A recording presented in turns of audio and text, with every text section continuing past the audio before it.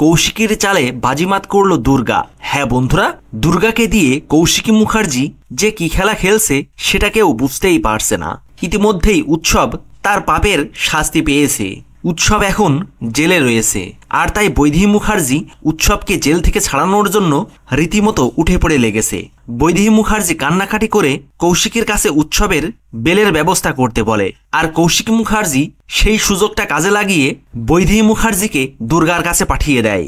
এমনকি বৈদেহী মুখার্জি কৌশিকের কথা মতো দুর্গার কাছে হাত জোড় করে টাকা চায়, আর দুর্গা তার প্ল্যান মতো বৈদেহী মুখার্জির কাছ থেকে সমস্ত সম্পত্তি ও বিজনেসের ভাগ বৈদেহী মুখার্জির কাছ থেকে দুর্গা তার নিজের নামে লিখে নেয়।